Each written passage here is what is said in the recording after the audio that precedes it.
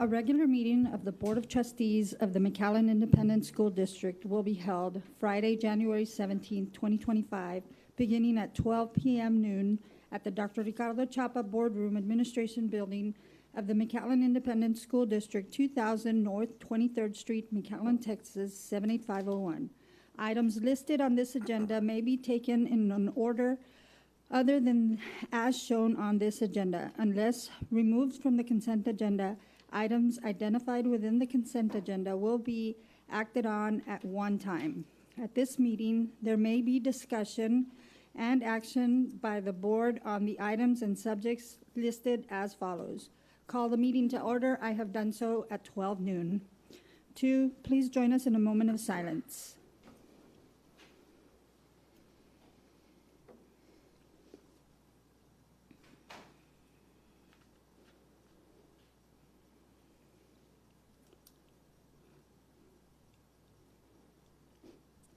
Thank you.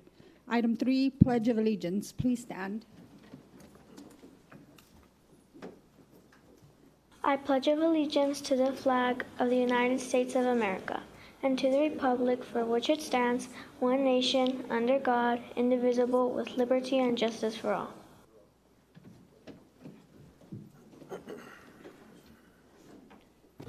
Item 4, Public Comments. We have none today. Item 5, Superintendent's Report.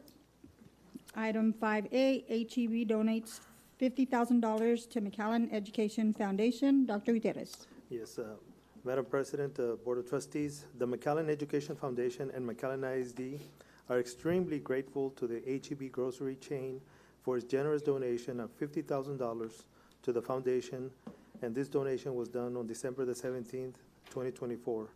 The donation will help the foundation fund 75 innovative teacher grants in McAllen ISD. This took place in December, and we have a short video to show you how it went during the donation ceremony. Can you go ahead and play the video?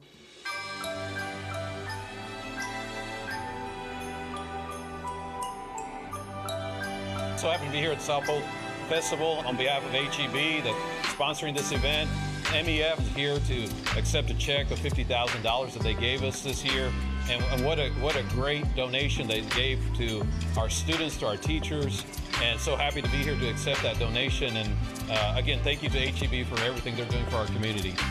We can't do it without our community partners. Having everyone come together is the only way that we're able to educate our kids and get them where they need to be for the next step in their life. So it's really energizing to have people like the McAllen Education Foundation, as well as community partners like HEB and the City of McAllen, come together and put this great thing together.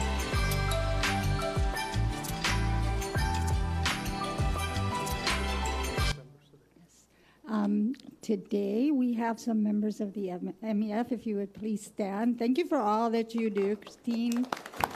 Thank you for everything that you do for us. Oh, didn't see you there, Doc. Thank you all for joining us. I'm sure that this donation is going to go a long way, and this year you dedicated your funding to granting our teachers their proposals for some very innovative educational projects, and so we appreciate everything you do for us every day and the time that you put into that as well. So thank you very much, McAllen Education Foundation. Thank you. Item 5B, Coffee with the Superintendent at Morris Middle School. Dr. Gutierrez. Yes, this is a part of my initiative, and out there in the community, as I've been going to the different middle schools, completed 5 visits to the Coffee with the Superintendent at different middle schools. I have 2 more to go. But this one was held at Morris Middle School just right before the holiday break, and I'd like to show the board and the community a video of that event that we had at Morris. Go ahead. This is one event of a series called Coffee with the Superintendent. It's an opportunity for our community members and our parents to come and hear about priorities in the district, ask great questions, and get really good information from directors, from our leadership, and also from the superintendent.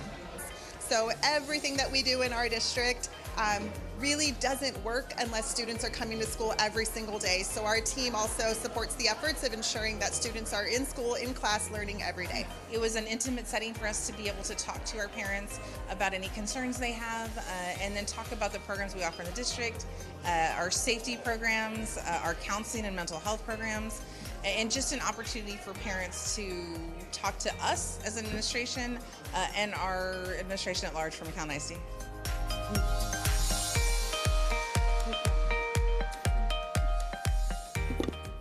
Very nice. Thank you, Dr. Gutierrez, for doing that for the community. Item 5C, turf donated to McAllen ISD athletes. Dr. Gutierrez. Yes, Doctors Physical Therapy and Sports Institute donated turf to help maximize strength and conditioning efforts by McAllen ISD athletes. The turf donated in the fall of 2024 takes up to 12-foot by 90-foot area in the weight rooms at McAllen High School, Memorial High School, and Nicky Rowe High School. Students in all athletic programs are able to use it for different drills. Well, we also have a video celebrating this kind of a donation, and so go ahead and play the video. We were approached by Mr. McClenny a few months ago with the idea of providing turf for the weight room area for athletes within the school district. Both Dr. Anessa and myself thought it was a wonderful idea to participate in giving back because we're both products of the McAllen School District. And we both played sports within the departments here. Going on into our professional careers, specializing in sports and orthopedics, we felt that it was important to give back to the community in that aspect. There's what we call in the sports world the SAID principle, specific adaptations to impose demands. And so if we're putting turf in the facility where athletes are training to squat, to lunge, to push, to pull, and then we can simulate that while they're doing their training, but then we can have them go out and perform on a turf field for football or for soccer and do those functional movements. The SAID principle has already imposed itself to the body adapting to this type of training so that they don't go out there and hurt themselves or at least reduce that risk of injury.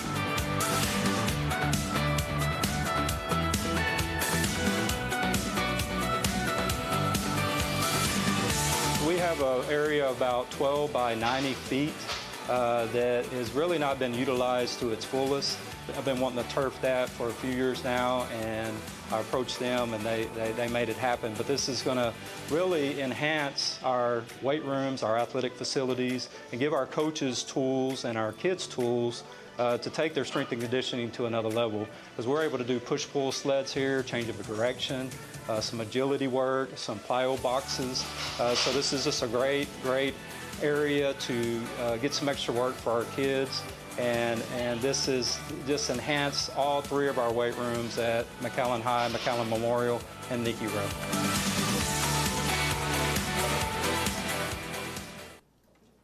I got to visit those little patches of turf, and great addition and great use of space too, space that wasn't being used for anything else. So that was really nice. Thank you very much. Item 6, public hearing for 2023-2024 District Annual Report. Dr. Gutierrez. The Texas Education Code 39.306 requires that each district's Board of Trustees hold a public hearing to discuss the district's annual report, better known as the Texas Academic Performance Report, which is called TAPER. Mrs. Jeanette Nino, the Associate Superintendent for Instructional Leadership, will share more information on this presentation, and this is for information purposes only. Go ahead, Ms. Nino. Good morning, Dr. Gutierrez, Madam President, and Board of Trustees. It is my pleasure to present the 2023-2024 District Annual Report. Per the Commissioner Rule, Texas Administrative Code 61.1022, it indicates a hearing for public discussion of the Texas Academic Performance Report, also known as the TAPER, to be held within 90 calendar days of receiving the TAPER report. The TAPER report was published to districts on Thursday, December 12, 2024, and public notice of this hearing was posted on Wednesday, December 18, 2024, in the local newspaper called The Monitor. In this district annual report, there are several components that we will just give an overview, including our district accreditation status, our district and campus performance goals, the progress towards meeting House Bill 3 goals, the report of violent or criminal incidents, student performance in post-secondary institutions, our PEIMS financial standards, and our special education determination status. The district accreditation status is for the 2023-2024 school years have not been issued, as the issuance of the A through F ratings are pending and are subject to change due to judicial hearings. But we can see here that our financial integrity rating system, based on 2022-2023 data, received an A for superior achievement. Our last accountability rating for McAllen ISD for the 2022 school year is at an A. And for 2022 accreditation status, it remains as accredited as well. And the 2024 special ed determination status meets requirements. In addition, the district performance goals for the 4 areas of reading, language, arts, mathematics, science, and social studies, we continue to work with our students to meet the STAR goal campus performance of 100% in each of those subject areas in the areas of STAR. And in addition to district performance goals, campus performance goals are set in place along with campus improvement plans, and we have those accessible to our community via our webpage, as well as just some next steps to help them access those so they can see it by campus for all of our 30 schools at McAllen ISD.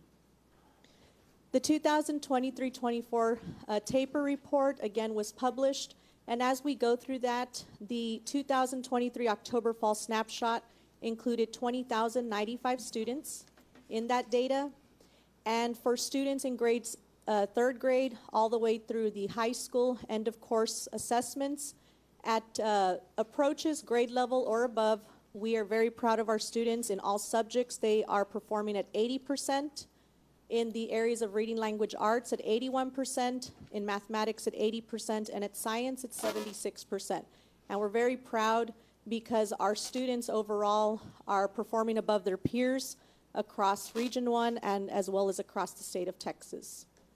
And in addition, all of our staff works very, very hard to ensure that all students participate in their STAR assessments so that that data is then reflected in a report such as the taper. In addition, our students performing in post-secondary institutions, now these are the graduates from the 2022, class of 2022 and attended college 2022-2023. At the four-year public university, we had 526 students, and we have that breakdown of their grade point average for that first year in public higher education. And again, we can see that a lot of our students are more towards the right of that 3.0 and above, as well as having 385 students in two-year public colleges, and also students enrolled at independent colleges and universities.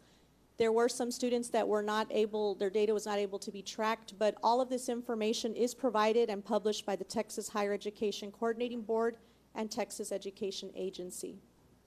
In addition to the district annual report, a component is the report on the criminal and violent crimes for the last school year.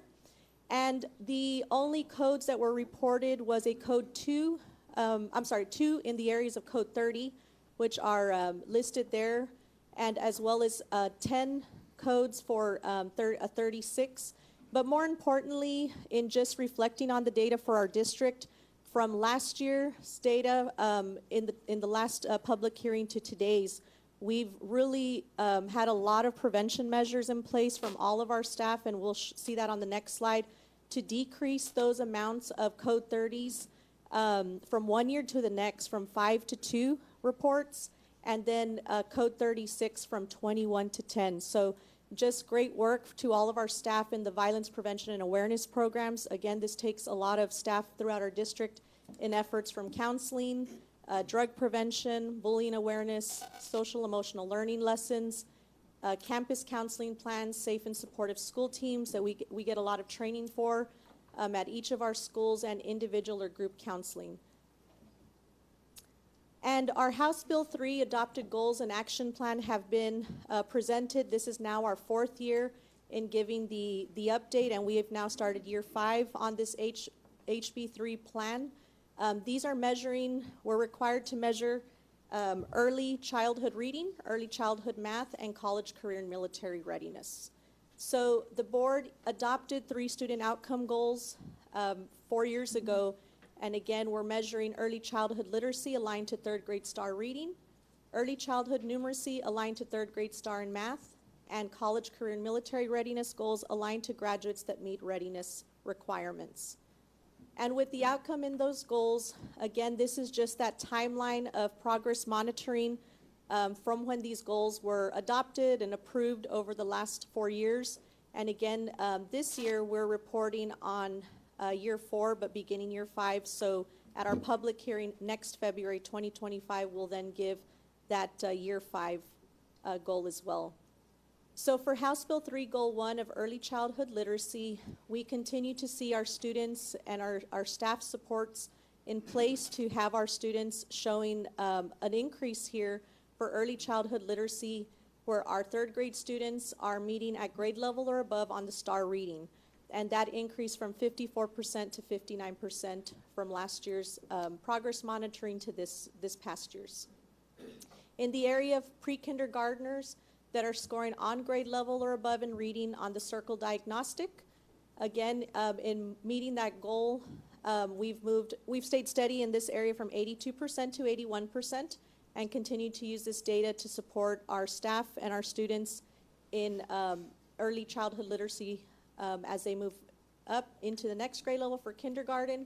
Those students on track to meet grade level demands are also at 78%, very comparable to last year's data. In 1st grade, we see those students on track to meet grade level demands in reading using the measure of Amplify from 68% to 75%. And our 2nd graders in the area of early childhood literacy to meet on track grade level demands, also using the Amplify diagnostic exam, we remain at 68%. For House Bill Goal 2, early childhood mathematics, our 3rd grade students scoring at the meets grade level or above are at 47%. Our pre-kindergartners on track using the circle diagnostic exam in the area of math increased from 84% last year to 88%. Our kindergartner students using their diagnostic for the end of year assessment from 64% to 59%. And for 1st grade students, we have using the same diagnostic, remaining from 48% last year's progress measure to 48% this past school year. Our 2nd grade students from 50% the school year of 23 to this last year for 46%. And as we look at the last House Bill, Goal 3 for college, career, military readiness,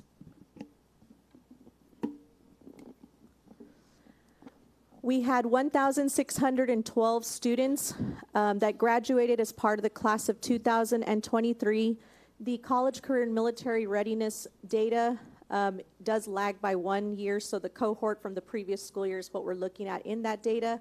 But we're just very proud of, again, our staff and our students, where they're having 94.5% of that in the student achievement area for CCMR. So again, we're starting year 5 on these House Bill 3 goals and all of these 3 goals that we set as a district. And at next year's public hearing for 2025, we'll then see that completion of these 5-year House Bill 3 goals. And overall, for 2023-2024, the district accountability rating has not been released at this time. Again, those are still in hearings, judicial hearings. This is now year 2 for the TAPER report for all school districts in the state of Texas. However, just some calculations that are made based on predictions, based on manuals and formulas that we do have. For 2022-2023, we had an 87 of a tentative letter of a letter B that would have been, and we're just very proud because we've grown 2 points from that year to this last school year of 2023 to 2024 to an 89. And so a lot of celebrations, a lot of data to look at and use for reflection and for planning in the future and moving forward this school year. But overall, we're very, very proud of the work that is being done here at McAllen ISD for our students in our community. And here's just the dissemination of where resources and links can be found for the information in today's presentation. Thank you. Thank you very much. And we move on to item 7, public notice, notice of public meeting, and notice of proposed contract for legal services under Texas Government Code 2254.1036A1. Dr. Gutierrez. Notice is hereby given that a meeting of the Board of Trustees of McAllen Independent School District will be held today, January 17th, 2025, for the purpose of considering and taking action on all matters on the agenda for the meeting, including approval of an agreement with the law firm of Millen & Millen, PLLC, a special counsel to perform all legal services necessary to pursue a recovery of uninsured but unpaid property damages and losses sustained by McAllen Independent School District as a result of hailstorms and windstorms that struck the McAllen, Texas area in April of 2023. No action is required at this time. However, our attorney, Mr. Jonathan Ball, is available to answer any questions. And we will have an item further down in the agenda for the board to take action. No questions? We are moving on to item 8, discussion and possible action for the approval of donations to Leonelo H. Gonzalez Elementary. Dr. Gutierrez. The parent-teacher organization, PTO, at Gonzalez Elementary donated equipment in the form of front school entrance canopies and pavers to improve the area for students during challenging weather. Ms. Nino, our Associate Superintendent for Instructional Leadership, will share more information, and we are recommending action on this item.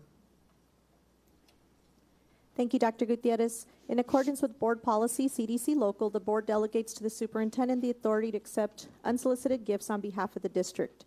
And so today we have just some pictures here illustrating some donations by the Leonel Gonzalez Elementary Parent-Teacher Organization in not just improving the area at the front of the front entrance of this campus, but it also helps when students are waiting for pickup. These canopies will help shield them from the elements of nature right there, and also improving the pavers just so when they walk, everything's out a little bit more balanced. So again, this is a PTO donation from Gonzalez Elementary. And we also have our principal here, Ms. Cristina Hernandez, present if there's any questions. Thank you. Madam President, move to approve. Second. I have a motion by Trustee Rivera and a second by Trustee Regalado. All those in favor signify by saying aye. Aye. All those opposed signify by saying nay.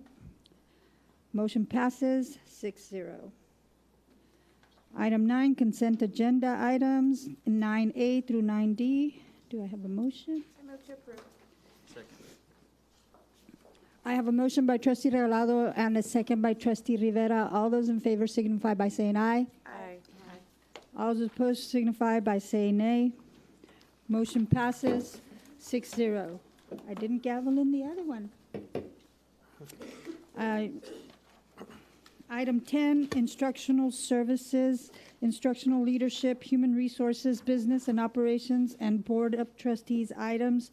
Item 10A, instructional services, leadership items, Dr. Rosalba de Hoyo. 10A1, report regarding the Career Technical Education Department, Dr. Gutierrez. Yes, this is also another report from one of our departments, just so that our board and our community are well informed of the services that we provide to our students in McAllen ISD. Today, we're going to have Mr. Leo Science present on the Career Technical Education Department. Go ahead, Mr. Science. Thank you. Good afternoon, Madam President and Board of Trustees. I'll give you an update on our CTE department. I want to consider that we are preparing the workforce for tomorrow, and I think we're doing an excellent job. We see some of the pictures here on some of the events that we've had before. Obviously, our KMAC, and then we had visits in other departments, but we'll go right into it. This is the folks that work with me. I have 3 coordinators that do an excellent job, and I thank you for allowing me to have those folks, because they do a lot of the heavy lifting for me. We do have 22 programs to study under 13 clusters. In the state, we cover 14 clusters, and there's 53 programs to study that are available to anybody in the state. But we only provide 22 programs to study. We're very deliberate on our programs to study that we offer, to be sure that we're in line with whatever workforce is asking of us in our area. So these are the programs of study that we have. You can kind of see them, hopefully you see them a little bit better on yours, but the clusters on top and the programs of study are on the bottom. And I just want to pinpoint a couple of them that are very important to us, that should be highlighted. Obviously in our health, in our law enforcement one, we have one that has a program that's only here, that is not throughout the state. We only have it here. That's forensic science. And so that works directly with the forensic science department. So when you see somebody that has a crime and they go in there and try to figure out who did it, these kids are learning that. They're actually learning the actual hands-on stuff that happens in those areas. So they're learning it directly from them. The other one, obviously, is our aviation program that you're well aware of. It's been on the news. It just came out again in the news, if you didn't see it. But one of the things that I proposed to do and got approved was moving from 12 students to 24 students.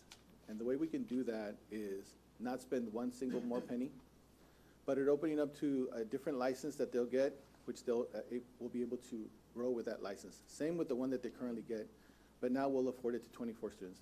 I noticed there was like an 8 to 10 person waiting list. We won't have that waiting list anymore. So that's super important for that. And then, of course, something called incubator that some of you might be familiar with. That's an entrepreneurship part. We're the only school district south of San Antonio that has it. I know that others are going to jump on board because they've called me and asked about it. So that's great for us because it'll also shed a light as to how good we're doing there. So it's super important. And entrepreneurship, as you see, anywhere you look in McAllen, we're growing. So it's important for those kids to get that type of background as well. And I'm just going to show you by the numbers real quick. 84% of all high school students are in CTE. So the biggest obviously being in business, and the smallest right now is in IT, but we're trying to grow it next year. So we're going to try to grow that as well. Keep going with those. But the biggest number obviously is in our business department, which is business, marketing, and finance. So, but the good thing is that 84% of our students are in CTE. And then again, by the numbers, just to give you a number, students taking CTE courses, it's about 8,000. That's across from middle school and high school as well. And then in TA-approved industry-based certifications, which are super important for various reasons, right? For accountability, they take a look at how many industry-based certifications through CCMR. This is a big component of that. Also, when it comes to monies, this is important as well. So I'm sure you're very much in tune with what I'm talking about here. But we went a little high on 2023 when Ms. Silva was here, and then last year we went down a little bit lower to 4,000. I will tell you that I'm very happy because as of right now, we already have over 1,000 this year. The last year at this point in time, we only had like 50. So we're way ahead of the game on that.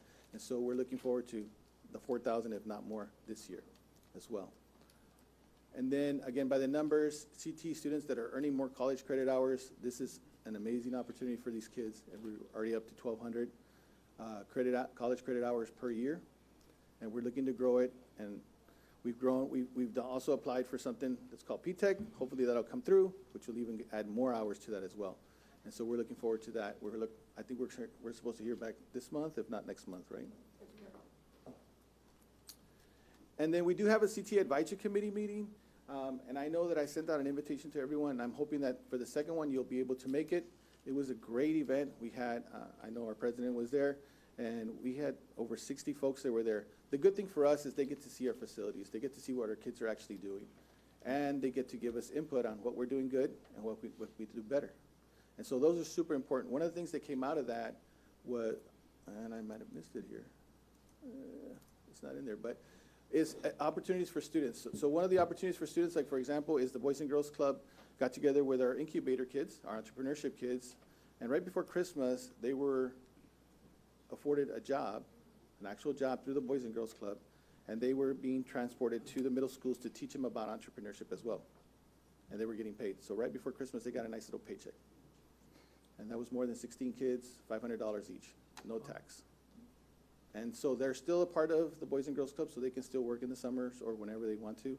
Also, it gets put on their resume and all those good things. So those are important parts too. And so we work with those. We're looking at other opportunities to get our kids more opportunities, and we'll come to you when those come up because it'll have to have board approval, and it'll be amazing. I think you're going to be happy with some of the things that we're building there as well. That's pretty much all I have for you. Any questions? No, good stuff. All real good things happening. We look forward to a lot more innovation and things to come. Yeah, one of the biggest things I really do want to tell you is that we're trying to break down all those classes that have a small count, so that we don't have those kids waiting in line. That's what I'm working on. You should see it next year for sure. Perfect. Thank you so much. Thank you, Mr. Sines. 10A2, report regarding partnership agreement 2025-2100, Texas Regional Pathways Network with Region 1 Education Service Center. Dr. Gutierrez. This agreement is a partnership between the district and Region 1 Education Service Center to ensure students are college and career ready. Mr. Sines, Director of Career and Technical Education, is available to answer any questions for this item. This item is for information purposes only, and no action is required. Sure. So this is an agreement that Dr. Gutierrez signed for us. We just basically agreed to receive monies later when they get the grant. The Texas Regional Pathways Network has something called a regional convener. In our area, that's Region 1. And Region 1 has a reach that they do, and every year they pick a different area. This year they've chosen education as an area, and they felt that we were a good candidate to receive their monies. And so later on, hopefully we'll come back to you with an MOU to sign. It's going to be for around $80,000, which would be spent in $10,000 for like a salary for somebody to work in the district on that project, $20,000 for supplies and equipment, and then $50,000 for students to do work-based learning opportunities through education to hopefully get more teachers, and also for teachers that work with them at that time. So we will, 80,000 or more, probably somewhere in there. Free money, I felt that was a good idea to sign, right? Very good. Any questions? We'll take it. We'll take it, yes. Item 10A3, report regarding the 2025-2026 school calendar. Dr. Gutierrez. Yes, it's just we're at that time of the year where we are working on the calendar for the 25-26 school year. We wanted to give a report to the board to give you an update of where we are with the process of selecting the calendar for the 25-26 school year, and we wanted to give a report to the board. And Ms. Patricia Peña, Director of Professional Development and Literacy, will share more information, and this item is for information purposes only. So she can give us an update on that process, Yes, how it's sir. going. Yes, sir. Good afternoon, Dr. Gutierrez, Madam President, trustees. Today I will be providing a report regarding our calendar committee goals and the timeline that we follow in creating an instructional calendar. So this is our current timeline. We start usually October, November, getting feedback with a Google survey from our stakeholders to understand what their needs are for the upcoming calendar. Then we start to create our meetings. We have a lead calendar committee meeting. We had this one in November, and that's where just the calendar committee meets. We look at survey information and we start drafting our calendar. After that, we present our drafts to the General Lead Assembly. That was done November 20th, and that's where we presented the 3 drafts that we had created using the Google survey information and stakeholder feedback. We created our 3 drafts. We presented them. Today, I'm providing the report. I'm hoping that we can provide these 3 calendar options for voting. We'll give stakeholders 3 weeks for voting, January 24th through the 14th. And the goal is to have this finalized and approved, the finalized calendar approved by February 25th. So what are our calendar committee goals? Well, every year our goal is to provide at least 3 viable calendar options for our stakeholders to vote upon. These 3 calendar options should be responsive to the needs of students at McAllen ISD and to our community.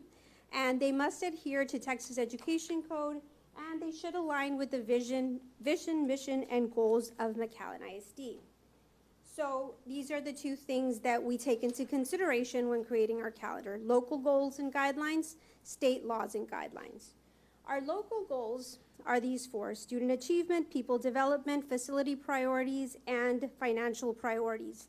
So with this in mind, we know that establishing a school start date that maximizes student learning opportunity falls in line with our student achievement goal. In addition to that, we'd like to create a calendar that minimizes learning gaps to also aid in that student achievement goal. In line with financial priorities, we were tasked with creating a calendar that maximizes access to revenue resources such as ADSE, and creating a calendar that maximizes student recruitment efforts with an earlier start date. As far as people development, we wanted to create a calendar that allowed multiple opportunities for meaningful professional learning and planning. So this year's calendar did just that. We were able to create a calendar that gave us an earlier start date. The calendar committee was asked to create calendar options that included an earlier start date, and we were able to do that. We created a calendar that increased funding or opportunities for funding through an ADSE calendar.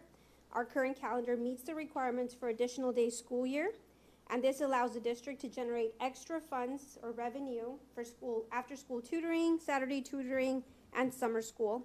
In addition, our current calendar also has additional breaks and teacher planning scheduled. So one of the things that teachers asked for was, we'd like a break at least one time every month, right, in some form or fashion, and we'd need more time for planning, and this calendar had that. So there are only two ways to change the school start date from the fourth Monday in August that Texas Education Code requires. The only two ways is you adopt an 11-month calendar. Oh, okay, I'm sorry. I was like, Want to welcome Trustee Kittleman to joining us in the meeting. Brand new baby girls. That's only one of them. Congratulations. There's two. Okay, so there's only two ways. I'm going to have to compete with the babies. Hard competition. You can't compete. Sorry. Oh, my gosh. So cute. All right. So there's only two ways to change the school start date from that fourth Monday in August. One, you operate an 11-month calendar, or two, you become a district of innovation. So why would districts choose to become a district of innovation? Well, this is a designation that would give a district the ability to claim exemptions from Texas Education Code. One of those exemptions would be the school start date for a calendar. There are other exemptions too, like teacher certification, educator appraisal requirements, probationary contracts, and teacher contract days. Those are all in the District of Innovation. However, if you're looking at a school start date, that would be the one way to change the school start date. A District of Innovation designation is available for any district that's rated at least a C. It is granted after formal approval process from Board of Trustees, public hearings, input from stakeholder committees, and it is a designation that is available for 5 years. Currently, there are 987 districts of innovation in Texas out of the 1,207 public schools, so that's about 82% of public schools in Texas. If you are not a district of innovation, then you would have to look at an 11-month calendar. And the 11-month calendar, according to TEA, was created to give districts the flexibility to restructure their academic calendar to meet local education needs. And so if you operate an 11-month calendar, what TEA guidance says is that you must have a program, the technical term is a year-round education program, that operates school during a portion of a minimum of 11 calendar months. And that's why we refer to it as the 11-month calendar.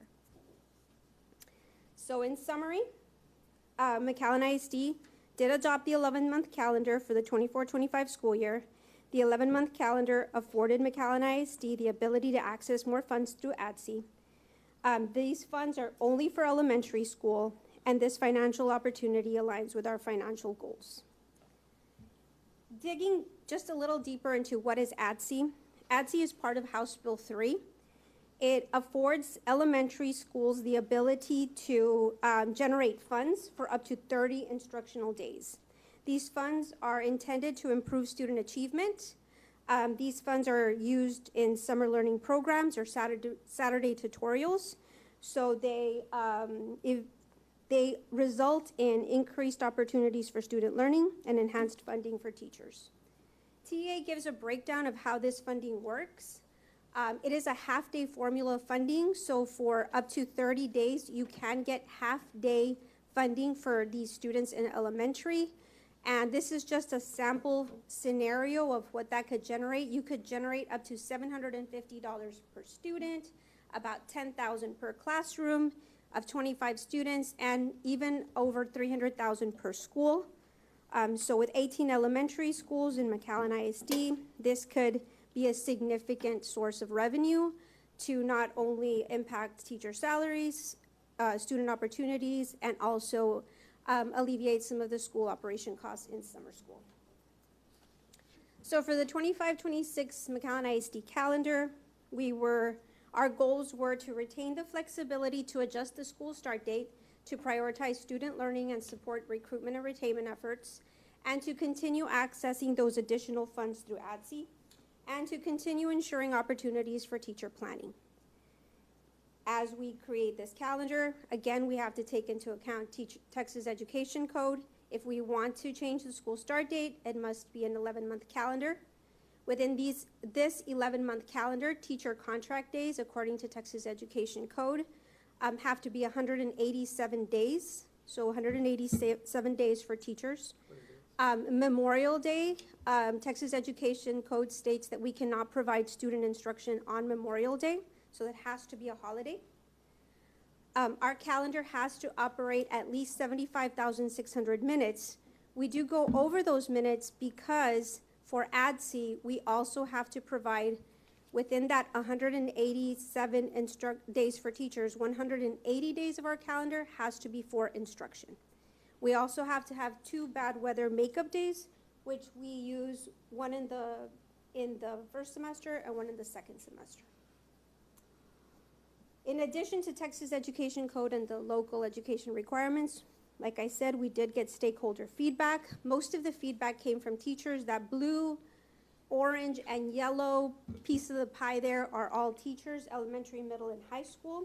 So we got 544 responses from teachers and staff members. We asked about holidays. What was it that they wanted or that was most important for them for holidays? What was most important for them for holidays was the longer breaks that they said were essential for preventing teacher burnout and ensuring time to recharge. Most specifically, over 90% wanted to continue with that week-long December break, and they wanted 2 full weeks off in Christmas. We asked about back-to-school days. What did you want in your back-to-school days? The majority wanted 5 days, but there was quite a few teachers who wanted 6 or 7 days for back-to-school days, so we tried to incorporate that into our drafts. This year we had half-day planning days that we'd never had before, and there was a lot of talk about the half-day planning days. The majority of those surveyed, or those that responded, said that they found the half-day teacher planning days very valuable, and that they'd like to continue keeping these days, and that the days should be focused on eliminating meetings and allowing uninterrupted planning. With all this information, we created 3 drafts with the earlier start date. Draft A has a start date of August 7th for teachers. The students start on August 18th, and the last day of school would be June 2nd. This would give us the 11-month calendar requirements. There are 4.5 professional learning days the first semester, 2.5 work days. This one has no professional learning or work days the second semester. Draft B, teacher start date is August 8th. Student start date, August 18th, and the last day of school is June 2nd. This one does give us 4 professional learning days, 2 work days at the first semester, and a half-day professional learning day, half-day work day second semester. Draft C has teachers starting on August 11th. Student start date is August 18th. Last day of school is June 3rd. This one has 4 professional learning days at the beginning, 1 work day, 1 professional learning day, second semester, plus 1 work day. And those will be the 3 drafts that we will share for voting. Any questions? Ms. Benya, is the community advised of the voting via email, or how do the stakeholders get that? We try to push it out as many ways as possible. Through Skyward, I believe, Mark, Thrillshare, website, parents are reached out by campus principals, share with parents, so yes. We try to really saturate with using any means that we can. And then that final voting is February 3rd, right? There was a change because the board meeting changed, so I don't know if you all had that update on your copies, but. Okay, good. February 25th. Oh, we also have paper ballots, that's true. Paper ballots are provided for those who can't vote electronically. Okay, thank you. Yes. I have some questions. Is there no thought to going to DOI anymore? To me, if the goal is to start school sooner than the fourth Monday in August, if 80% of the school district's already doing it, why aren't we doing it? Or is the goal to generate that extra revenue doing the ADC? I guess that's my first question. Well, I'm going to go back in time. When McAllen did the District of Innovation, there's a process that it has to go to the board for approval to apply for the District of Innovation. And if I remember the history, the board approved it. But then when it came to the teachers and the staff voting on it, the board did not support it at the time because there was yeah, about the certifications. There was a lot of issues with the certifications, and so therefore, the District of Innovation has gone through that process here in McAllen ISD, and it didn't go through. It was voted down. From experience, I can tell you that I went through the same process in another district, even though we guaranteed that it was only for calendar purposes, and it was just very difficult to get it through because there was a lot of the staff was worried and concerned about the certification, whether we could hire teachers without a certificate. And so we go through the District of Innovation here in McAllen again. I think we're going to go through the same difficult process of trying to convince everyone that it's only for calendar purposes because it's been done before and it didn't work.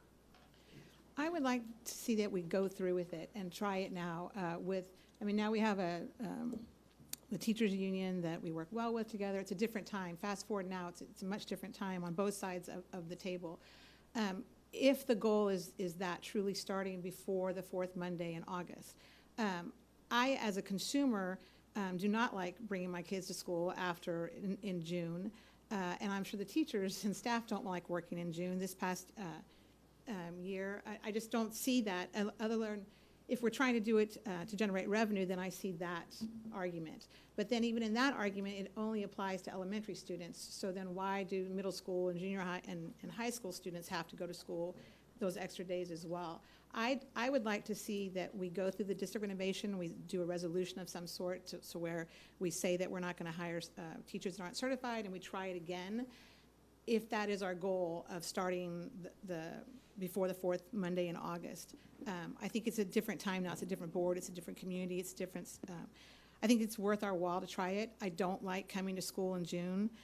If we have to stay this way and do the ADC the way because we're trying to generate revenue, can we in June make those 2 days the 2 weather days so that maybe we don't have to come to school in June and hold off to the weather day in the first semester and have them both in June? And if we don't have any weather days the entire year next year, we're all off. We don't have to come back in June at all. I would like to see that as an option. I think we have to have classes. It must be an instructional day. Yeah, at least we got to have at least 1 day in June. Yeah, it's just 1 day. And is it only for those elementary students? No, it's it's part of our calendar. It has to be an instructional day. It has to even though we say 11 months, we just want to say the requirement is you got to touch 1 instructional day in the month of June. Right. Okay. And so it's kind of like deceiving to say 11 months because it's really. It is 11 months, but it's only we just have to get 1 instructional day in June so that we could we can start school earlier instead of late in August. If we did a District of Innovation, we could, if we started earlier in August, we could conceivably, when you leave for Memorial Day weekend, you never come back. That's possible, yes. And we could have graduations in May instead of June 6th, 7th, and 8th. You're right. And so in my mind as a consumer, I would like to see that we try to do the District of Innovation for the calendar purposes only. I think the community supports us. I think they would support us on that. I think there's a lot of trust now. I'd like to go that process. If, however, we don't go that process, I do have other issues with the calendar, as I always do. I do think that we need Veterans Day. We need our military holidays. I've never understood why we don't just follow the federal holidays. I noticed that we have 2 days this year for the first time in my being on the board for Easter. I think that raises a real issue. Because we don't have other religious holidays. For other religions, we don't have holidays. So I could see taking that Monday or that Friday for Easter holiday weekend and moving it to Veterans Day. A perfect example, we don't have MLK Day this Monday. And if we do the district renovation, we could take the federal holidays, as we should be taking. I've always had issue with that, and I think that the solution to all those things is becoming a district renovation. We could start earlier, and then we could actually take off Veterans Day, we could take off MLK Day, we could take off Memorial Day and never come back. So I'd like to see that. Before we vote on this calendar, I'd like to see what the timeline is for the DOI and see if we can, and then if worst case scenario, they say, no, we can't, they don't trust us. I don't think that, I will check on the timeline. I don't know if this timeline can be done at this time of the year, because we're almost, we're already in the beginning of second semester. There is a process that we have to go through. Well, we could amend, I mean, so let's say we do the district renovation, let's say we have to wait if it passes or it fails, then we could come back and, so if we vote on a calendar, let's say we have these 3 calendars, right? And we vote on it. And then after we vote on it, then we come back and we say, yes, we're a DOI. We could come back and amend it and change the calendar, right? Because isn't that what we did this past year when we added the 11-day calendar? Didn't we go back and?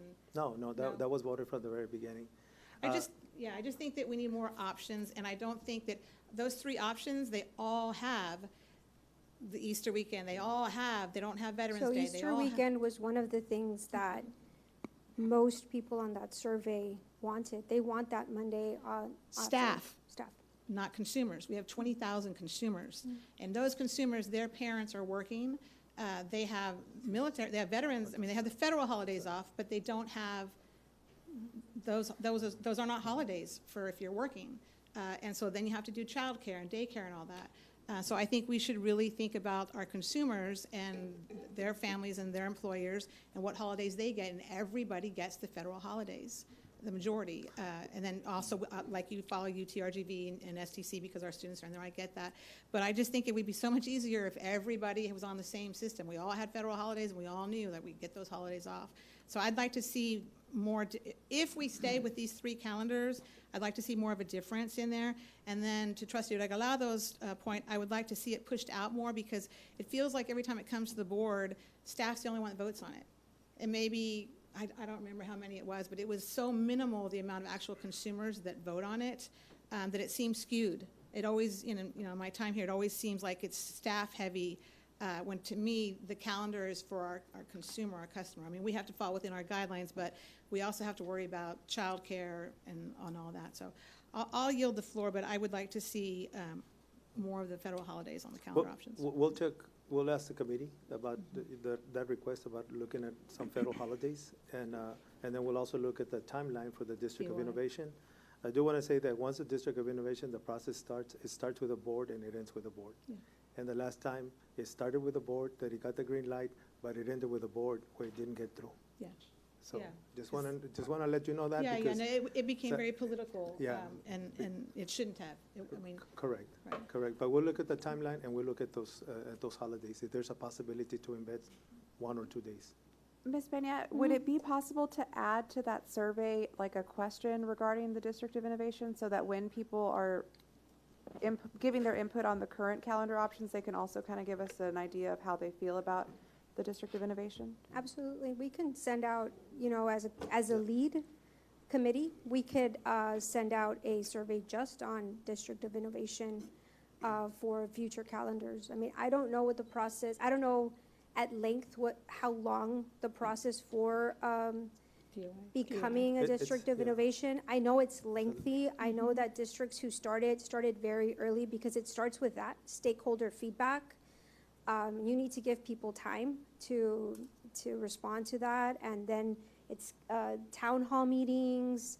It's a long process, so it starts with that, though. We can start with a survey. I'm not sure how quickly we could start for this year, but definitely moving forward. I'm sorry to interrupt you. I was just thinking if we could just put that feeler with the survey they're already getting, because I know that everybody has a lot on their plates, but if they're already going to respond to that and they can just give us an idea whether they're even interested in it, that would be nice to gauge whether we should even go down the route. to begin with. But with also the stipulations, right, that it would be just for Yes. calendar purposes to be done before June, and that it, with the resolution that it wouldn't be to hire non-certified teachers. I think making that clarification, then. Yeah, and it needs to be with not how other districts do it. It needs to be what are the requirements. Like if you're going through a DOI, do you have to have a town hall? Do you have to have, like, what are the requirements and the mere basics? And so we can see if we can speed up the timeline that way. Like, is there a way to fast track it? Let's see that. Yeah, we'll have to check with TA because there is the process, but we'll take those three recommendations and work on it. Ms. Peña, do you know the deadline to apply for DOI? I do not know the deadline to apply, but I will look into it. Can I make a suggestion as a consumer as well? I have only voted on a calendar once, and I didn't get it from the school district. I got it from a teacher. Is there any way that we can send it out on the Remind or on the general text messages that we send to families to where it's a survey that way, just to ensure? I mean, I hear you saying it's on the website. I don't know how many parents get on the website to do it. I hear you saying that, but I know as a consumer, I don't go to the website to look for an update of some sort.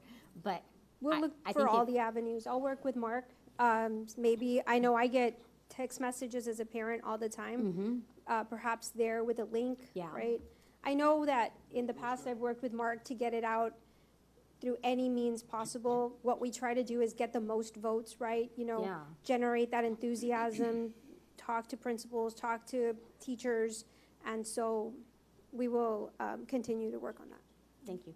But to that end, though, as a consumer, you don't see any differences other than when the teacher's start date is. Like the rest, all three calendars look identical other than when the teacher's start date is. And so as a consumer, you're like, well, why am I gonna, like, well, what if, you know, I'm not a teacher, so I do think there needs to be definite differences between, like, okay, this one has all the federal holidays, this one has the religious holidays, this one has the something, like, you have to give true options.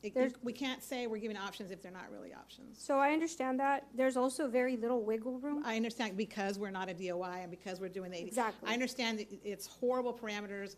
I appreciate everything. Yeah, you have to get all the hours and minutes in. I totally get that. Yeah, it's a lot.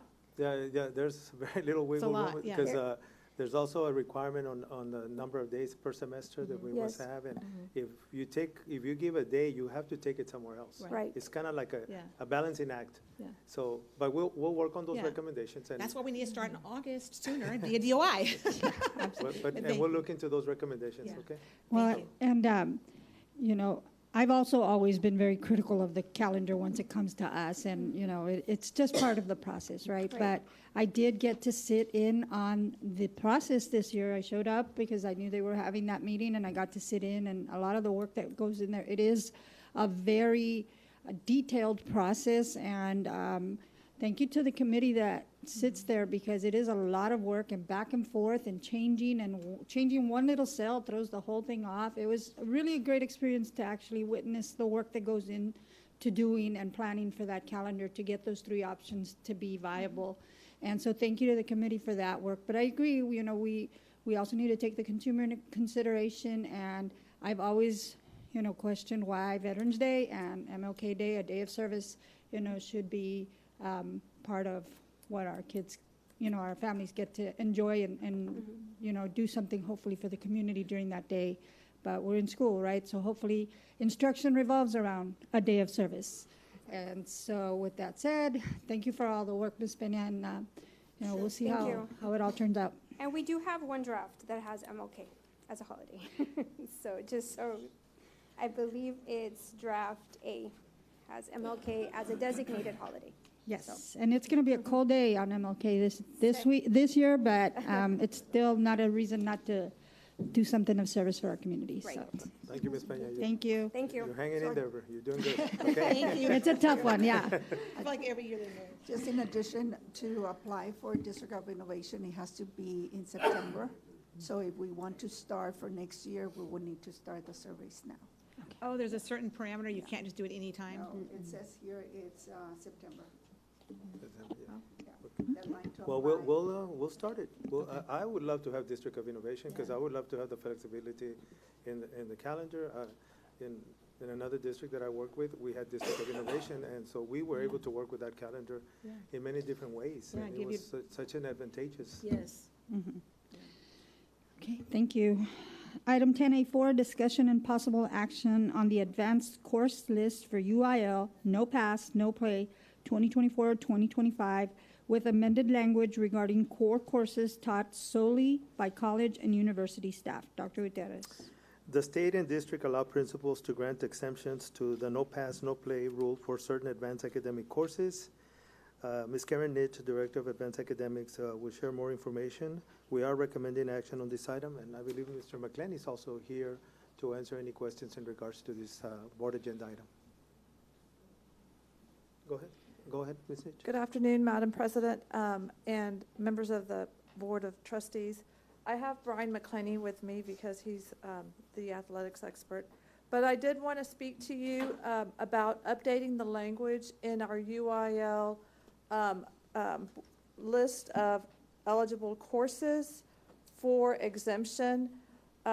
What we have found out in working with the students who are participating in taking college courses that do not have a McAllen ISD teacher partner is that we're having issues getting appropriate grades for the students in order to determine eligibility. The reason it's hard is because each of the professors has their own grading policy. The professors may or may not post their grades in a timely manner on Blackboard or Canva, whatever it is that UTRGV has, or STC. Sometimes they're posting one grade and that's all the student has. Sometimes it's no grade. We found out that when the students, with the systems today in place for grading through the learning management systems, the LMS systems, which are the Blackboard, the Canva, oftentimes the professor will average, will create an average and then start plugging in grades. So the students start with a 0 average, and as they move through the semester and get more grades in, the average increases. So it's not been easy to manage those grades. So through the rules available to us with the UIL, no pass, no play, McAllen ISD, I want to say way back in the 80s, decided to take a more rigorous route in determining that students could exempt one course per semester, and with some grading guidelines there, no grade lower than a 60. And so that's a much more rigorous standard than districts around us. And we are able to exempt courses as we need to, but we've chosen not to, which I think is a great thing. You've seen a lot of instructional improvements over the years. But I don't think it's a fair thing for us to have to try to manage what those professors are doing and get their grades for the students who are having to take college classes in which there is no McAllen ISD professor. So I would like to just state that the exemption list apply only to courses taught by McAllen ISD teachers. They could be a dual credit dual enrollment course, but with a professor from STC or UTRGV, but only if we have a partner teacher there. So if it's not a partner teacher, not one of our staff members, I propose language that I have updated on the screen that exempts those courses from us looking at them. If I have Brian here, do you have any questions? I'm happy to make that motion. Let's start discussion. I just have one question. How many students does this affect? This is affecting all juniors at the Collegiate Academy and very few at STC. Which is how many kids? 75 at the UTRGV Collegiate Academy, just juniors. Next year, it will be approximately 150.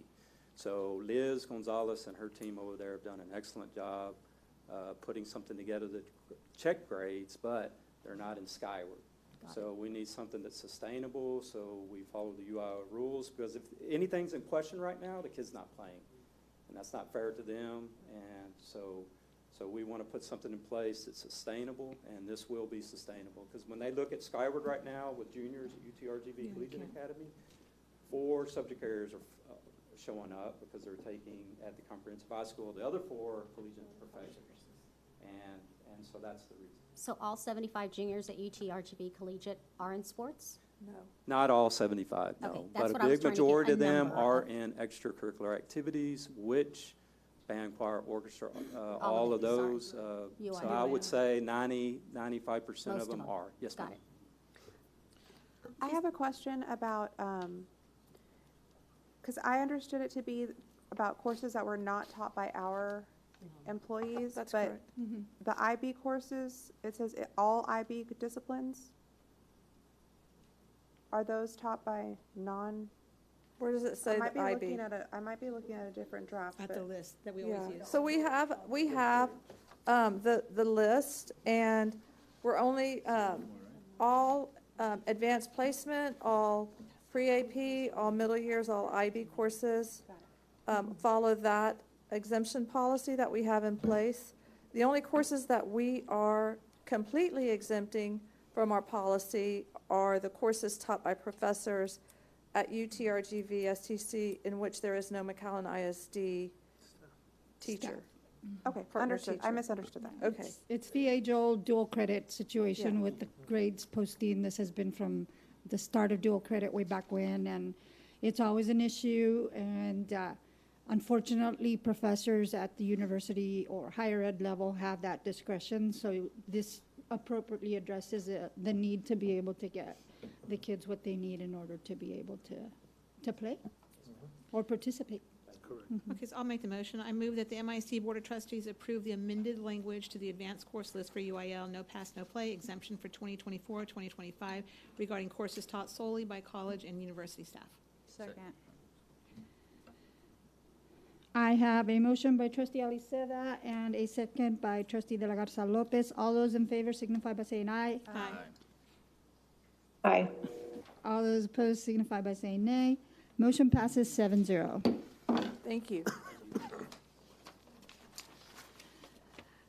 Item 10B1, discussion and possible action of additions, revisions, deletions of policies resulting from the TASB policy review second reading. Dr. Gutierrez. Administrators, with the assistance of TASB Policy Service Division, conducted a policy review session on July 23rd and 24th of 2024. Review consisted of additions, deletions, and revisions to the local MISD policies. Dr. Albert Canales, Chief Human Resources Officer, will have more information on this item. We are recommending action on this item.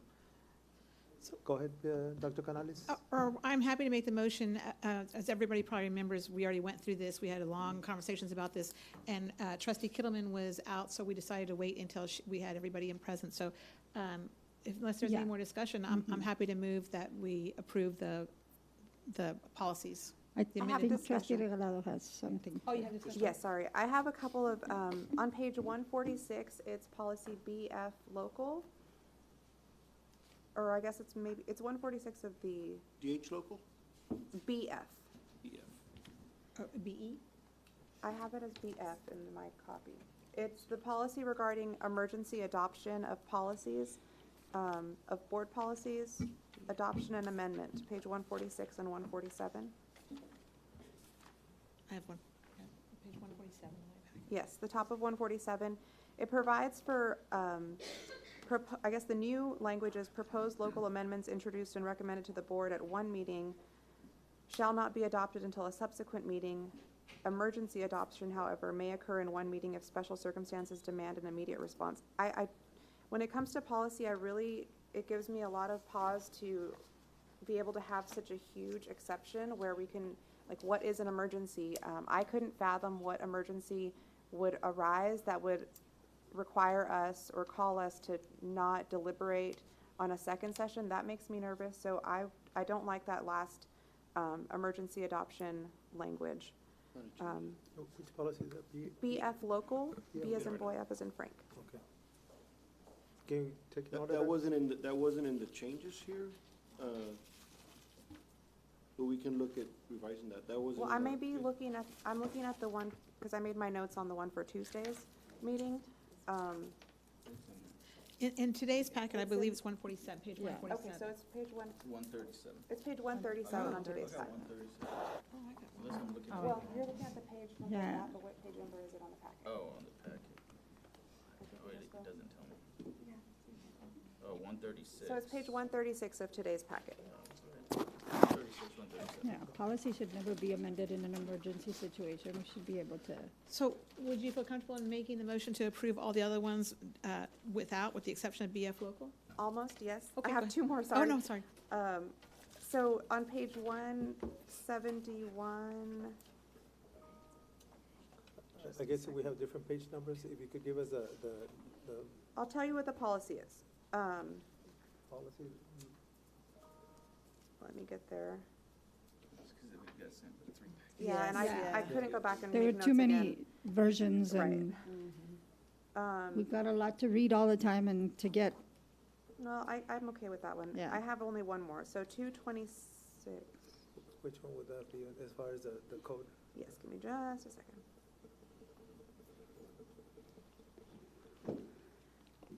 It's policy FNG local, under the extracurricular activity complaints. This one, the language that's proposed says, for a complaint concerning a student's participation in an extracurricular activity that does not involve a violation of a right guaranteed by Education Code Chapter 26, the Level 2 decision is final and may not be appealed to the board. I really don't feel comfortable taking that right away or that privilege rather, away from our community. I think that they should always be able to come to the board if they're not happy with what the grievance process has provided them. So I don't like that language. And I would propose, so I guess in finality or at the end of the day, I would propose that we remove that emergency language from policy BF that I talked about, and then remove this language in FNG local under extracurricular complaints that I just read, and subject to those, I would move that we could approve the policies. Okay, we took note of that. I'll second that. Okay, I have a motion with amendments with amendments to FNG and BF local by trustee Regalado and a second by trustee Aliceda. All those in favor signify by saying aye. Aye. Oh, wait, did we do a second? Debbie Debbie seconded, seconded, yeah. okay. All those opposed signify by saying nay. Motion passes 7-0. Did you get those, Dr. Canales? Yes, ma'am. That- BF local and FNG local. Yeah, I took note So of that. those will come back to us as a second reading, Yes, ma'am. correct? Correct. Thank you. Thank you. Item 10C, business and operations items. 10C1, report 10B2. regarding, 10B2. oops, 10B2, I'm so sorry. I wrote all over it, that's why. 10B2, report regarding school board elections to be held May 3rd, 2025. Dr. Gutierrez. Yes, Dr. Canales, Chief Human Resources Officer, will provide an update on the upcoming school board elections to review just the timeline of the elections, and this is for information purposes only. Go ahead, Dr. Canales. All right, so here we have a PowerPoint here, so just to let you all know that the voting will be on the May 3rd for the school board election. So here's some background information there. The election for places 1, 2, and 4, and 5 shall be held in 2027, 2031 in 4-year increments. And then for this election process, we're doing places 3, 6, and 7.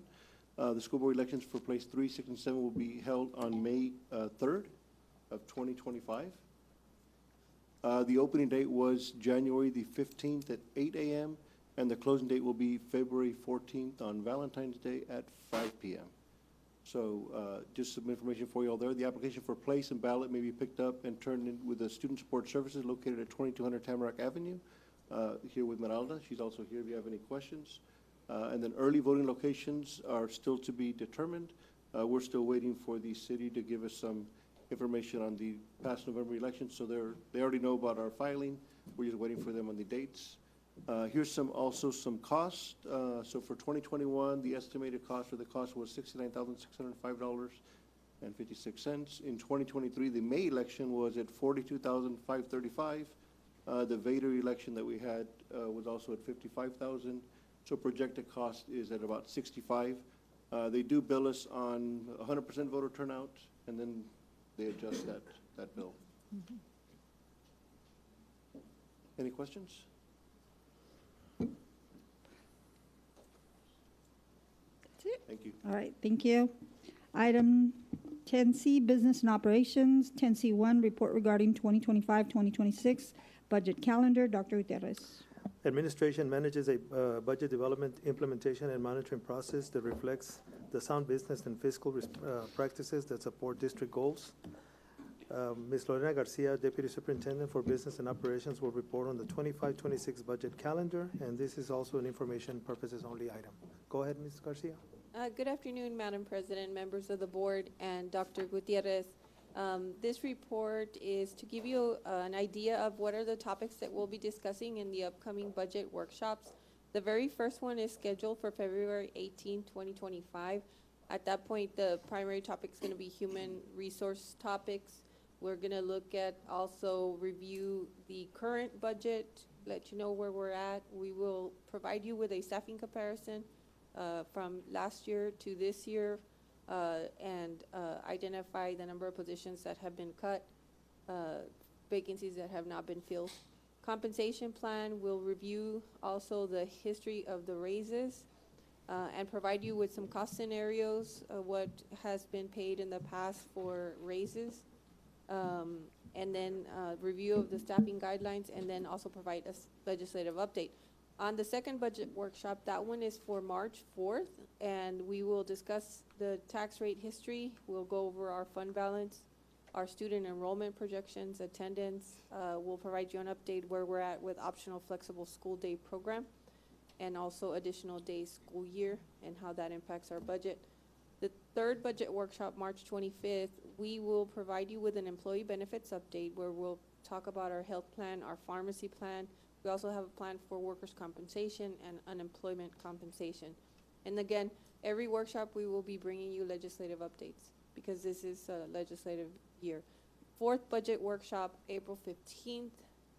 By that time, TASB should be done with their review of our compensation plan, and they're going to provide a market value comparison. There are also recommendations for pay structure shifts, and then we will have some scenarios and what the cost is for compensation increases. We'll take another look at the staffing guidelines and changes to that, and then also legislative updates. May 6th, we will provide updates to the current budget. By that time, it'll be closer to the end of the year, so we'll have a better idea where we're going to land. And then 25-26, we'll bring you those projections.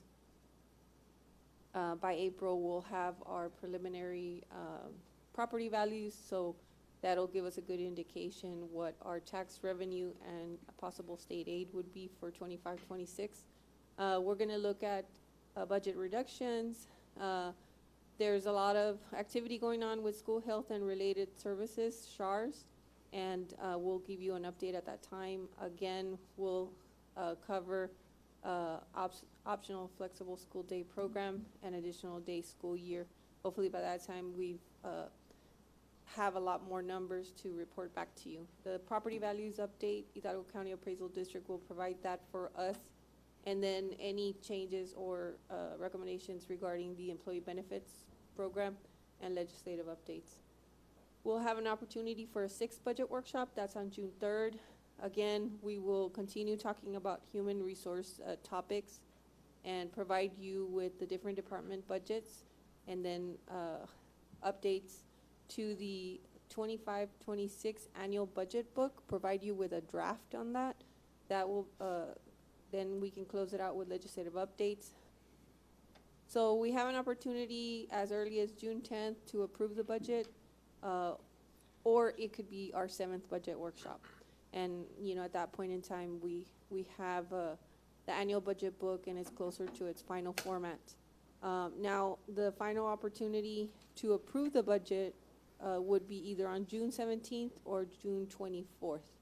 We typically like to wait towards the end, as close as we can to the end of the month, because it gives us a little bit more opportunity to go over different scenarios with the board, and hopefully we can bring it to you on the 17th. That would be a perfect timing for us, because at that point we can come back, because there's a lot of legwork that has to happen after it gets approved, so that we can close out the year before the break. So those are the proposed dates and topics. If you have any questions, please let me know. And thank you. I have a question. Are those the same dates as actual board meetings? Yes, So these aren't actual workshops, these are during the meeting? they're during the meeting. Is there a Yes. way that we can move these, and actually, since we changed policy, can we actually have workshops and do them at a different time, do We them earlier, because can. they take so long? It's y'all's preference when you would rather hear this information. That's just the general timeline. I did base it off of the board meeting schedule, Right. but we Yeah. can certainly schedule it on a different date. I think we should look at the calendar on that, and then also, especially the May 6th one, because the election's May 3rd, 10 days later, you might have a new board, you want them to be able to sit and have discussion, because, so, you know, you don't, so. Maybe not. we Put would it a little bit further up. Put a little bit, Yeah. wait 10 days after May Okay. 3rd for the May meeting. That way, the trustees can have actual input. So let's look at that. Let's change it, making them workshops and changing the May 6th one to 10 days after May 3rd. Yes. I agree. 13th, May 13th. It's just, those workshops run long. We have a lot of questions, and so it's hard to do other business while we're doing that. And in all fairness, if we're going to work on the budget, we should be working on the budget. Yeah, so. maybe make them the Monday before or at 4. It adds a instead of- few meetings to our calendar or to the board's calendar, but, it's only fair, especially because budget season comes in, and if you do have a new board, the new board has to adjust quickly to the budget and where, all of the processes that go with that, so. Yes. We'll move up those Yeah, days maybe and make and them just Mondays dedicate it to budget. And then the other thing is, we did put legislative updates at every meeting that we're gonna have, That's great. because it's gonna be very fluid So much. probably until the end of May or June, when we're gonna find out exactly where we are with school finance at the legislative level. We're anticipating and we're hoping that we recover some of the money that has been withheld for the last 5 years, because we have not had an increase or additional revenue since 2019. And so it's long overdue that public education becomes a priority this 89th legislative session. And I welcome and invite all elected officials to advocate for South Texas and for public education. Yep. Here. Thank you. Thank you so much. Item 10C2, report regarding timeline to facilities improvements projects. Dr. Gutierrez. Dr. Miguel de los Santos, Bobby Villarreal, and Dr. Angel Magallanes from Estrada Hinojosa, they are our financial advisors. They're here with us tonight to provide information on timelines and other considerations when planning for facilities improvement projects. Dr. de los Santos and Bobby? Yes, sir. Madam President, members of the board, Dr. Gutierrez, Miguel de los Santos with Estrada Hinojosa and Company. Bobby Villarreal is with me also. Well, it's not Estrada Hinojosa and Company now, it's Estrada Hinojosa, because we have been acquired. We have a parent company, which is Texas Regional Bank. So Miguel de los Santos with Estrada Hinojosa, but we still maintain the name within the TRB process, and we kind of operate the way that we did before, except that our boss now has a boss.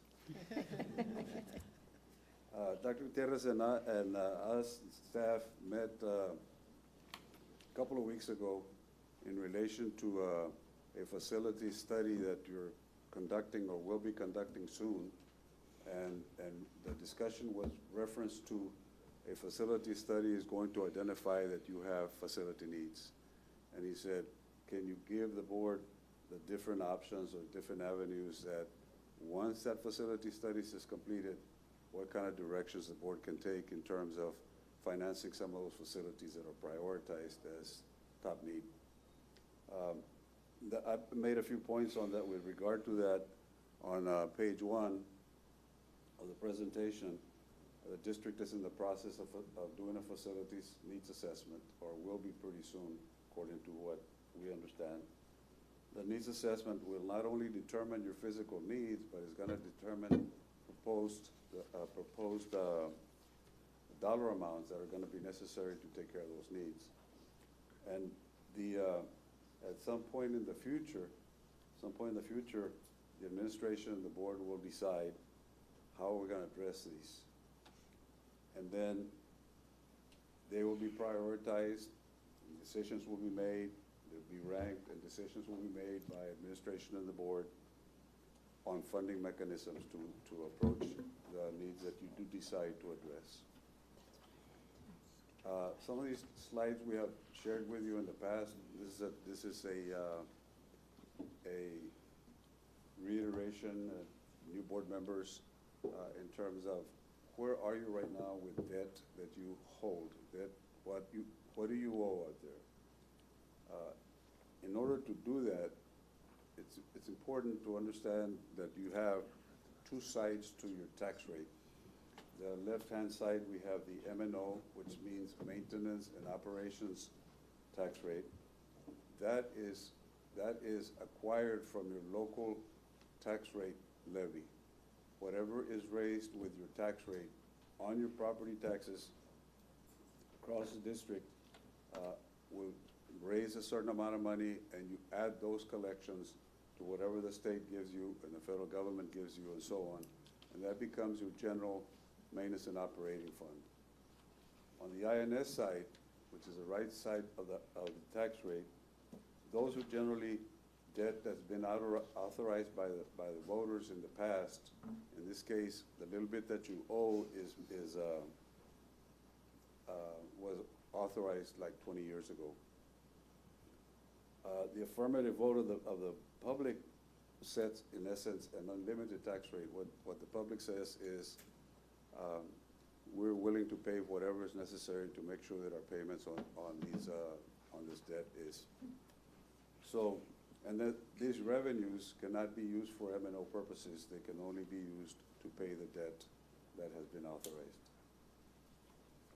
I'm gonna go fairly quickly and get to a couple of points that I think will be more important. There are 4 financing options that are out there for public schools. First one is cash, which you don't have very much of right now. But when districts have very large fund balances, they're able to make major projects out of their fund balances. They're able to pay for them. In this case, you guys are in the process of rebuilding your fund balance from what we have worked with staff on. The second is maintenance tax notes. You have some maintenance tax notes, and I'll speak to those in just a minute. That is a loan that a board commits to make, and that they commit to pay from the M&O side of the tax rate. Remember I said M&O and INS? The M&O is what funds teacher salaries, this board meeting that's going off, the election, transportation, instructional materials, and so on and so forth. So whenever you're building or doing facilities from the M&O side, you're in essence digging into into those programs that are the functions that I just mentioned, which is mainly salaries. 80% of your budget is for salaries.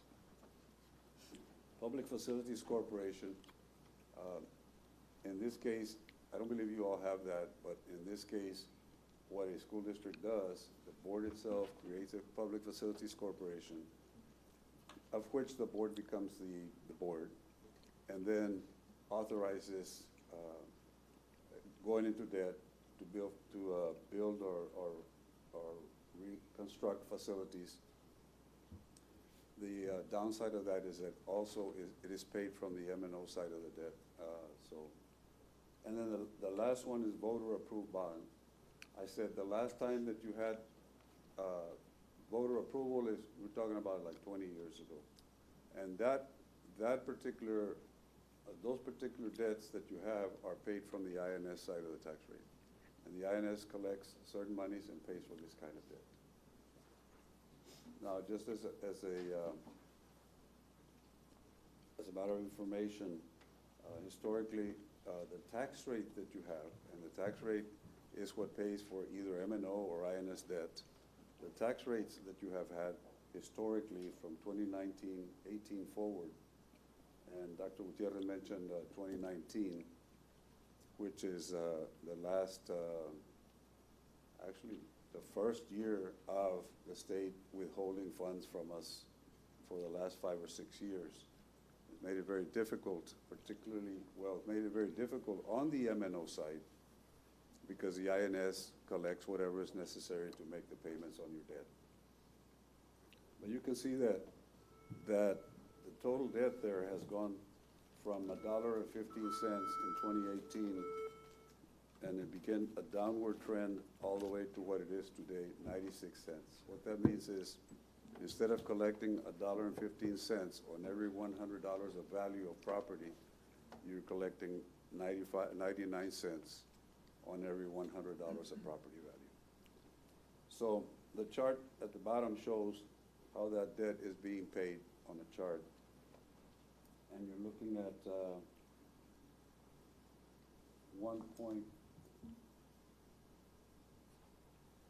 chart shows the tax rate going down from $1.15 to 90 cents, and you can see the slight drop, especially over the last few years.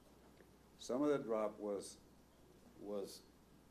mandated by the state. The state forced you to pressure your M&O tax rate down.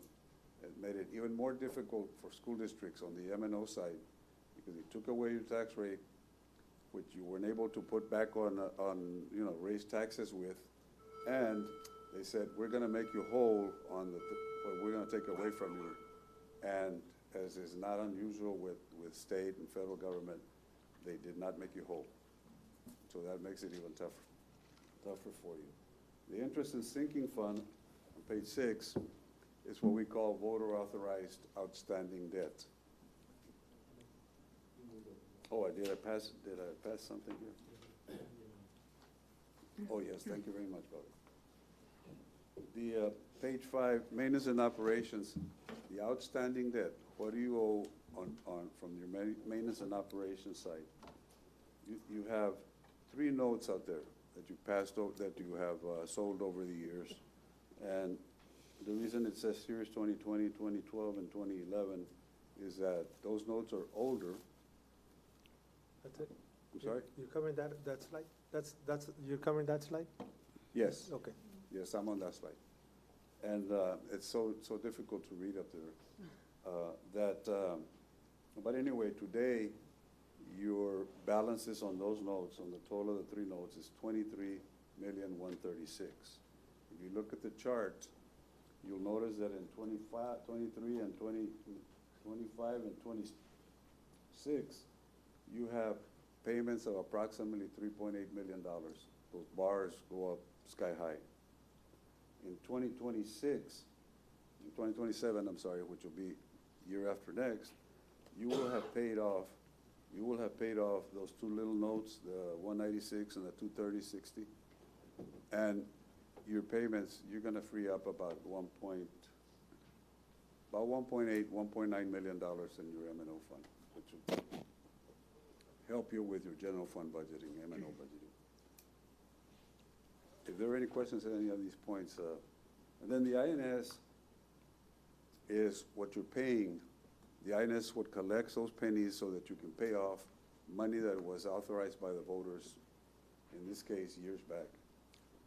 It's coming almost to fruition. It's coming almost to where you will have paid it off pretty soon. And if you look at the next page, I think it tells the story a little bit better. It's a very, very busy with a lot of numbers. But I want to take you to what probably will be most meaningful to you, in my opinion, in terms of how does it affect the taxpayer? And where are we with this particular debt that we've had on us for the last 25, 30 years? If you'll go with me to the third from the last columns there, where it says estimated, calculated INS debt, INS tax rate. And you'll notice that right now, you have a tax rate of 16 cents. And whatever you collect with those 16 cents, you're paying for old debt. You're taking old debt off the books. Now, those 16 cents this coming year and the following year, in 2027, you will have paid off all of the debt that you owe, and those 16 cents will be reduced from your total tax rate. Okay. unless you choose in the future to use them as a mechanism for financing in some other way. Any questions so far? And then the final page, just a little summary. Once you do your needs assessment of your facility needs, at some point, they're going to be brought to the table, and they're going to say, we need X number of millions of dollars to do these particular projects, to fix these schools that are bad, or to build new schools, whatever it is that the facilities study says. And at that time, we'll come back and visit with you again on financing avenues. We'll also be in a better position when that happens to talk about what the legislature has done. Right now, it's uncertain. They're meeting right now. My understanding is that they don't do a whole lot the first few weeks, but then they'll put the pedal to the metal, as we say, and hopefully by the end of May or so, we should have, since the legislature is giving in to the governor to get the vouchers in place that he wants, and that's his main thing on the agenda. So once the legislature does that, the governor will not fight the legislature as strongly as he did the last time for things that the legislature is asking for in school finance. And hopefully those things will be the kinds of things that are going to bring better financing to your schools. Not only McAllen, but all South Texas schools, all Texas schools, really. So we'll stay on top of those. And then we'll monitor your state and local revenues. I mean, depending on what your tax rates are going to be, we'll have a better picture of what 25, 26 is going to look like in terms of the kinds of revenues that you're going to have. We'll work with staff as they're preparing their budget and see where you are with that. We'll relook at your assessed values. Your assessed values, as Ms. Garcia said, you'll get your más o menos in April, and then they'll verify them sometime in June. So we'll look at those. Those play in your tax rate setting. Your ADA, where are you in relation to this time? State funding is very strongly based on ADA. So I know that Dr. Gutierrez and staff are working very hard to make sure that not only do you keep your ADA high, but that you increase it by whatever strategies you're using right now. And then we'll look at all of this package together with administration to see where the impact of the new current law and the local policies that you have within the law and the items that I just talked about, how they fit in terms of your overall budget. So it'll give you a better picture of where you are as we move along and what you want to do. Any questions, I'll be happy to. By the way, I don't know if I introduced Bobby, but I think everybody knows him. Bobby, I'm sorry. Ya acabé. Bobby Verreal with our firm. He's been with us like 7 or 8 years now. So it's a pleasure. Thank you so much. Dr. De Los Santos, thank you so much. Thank you. Bobby, thanks for. Thank you all.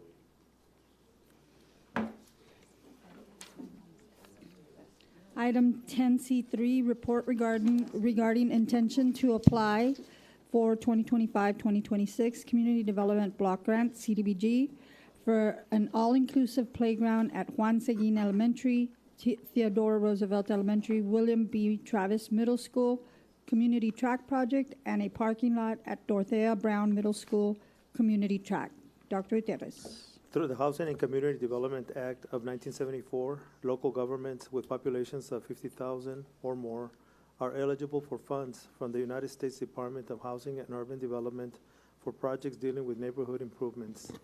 Ms. Laura Williams, Director of Purchasing Services, is available to answer any questions, and this item is for informational purposes only, but it's basically for us to partner with the city to apply for a $1.5 million grant. It's an information item. Okay, good afternoon, Dr. Gutierrez, Madam President, Board of Trustees. I am here to present on our intention to apply for the fiscal year 2025-2026 Community Development Block Grant, also known as CDBG. As Dr. Gutierrez mentioned, we will be applying by February 6th, requesting approximately $1.5 million for 4 different projects. Per the guidelines for CDBG, we will have a presentation to their board regarding our potential projects that we are hoping will be approved, the 4 different applications. First project is for Juan Seguin Elementary, requesting approximately $390,000 for an all-inclusive playground. We have applied in the past for this particular project, so we're hopeful this year maybe we will be able to win the bid, get the bid for Juan Seguin Elementary. Going on, and this is a schematic of the proposal for the all-inclusive playground at Juan Seguin Elementary, and then where it would be located on the school grounds. The next project is for an all-inclusive playground at Theodore Roosevelt Elementary. Again, for an all-inclusive playground at the cost of approximately $390,000. Again, just a proposed schematic of the playground, and then where it would be located at the school grounds. Third project is for a community track at Travis Middle School. This is a project that we have applied for in the past. Again, hopeful that maybe we will be granted the request for $350,000, again, for a community track at Travis Middle School. And then the proposed schematic of where the track would be on school grounds. And project number 4 is for the phase 2 for the parking lot at Brown Middle School.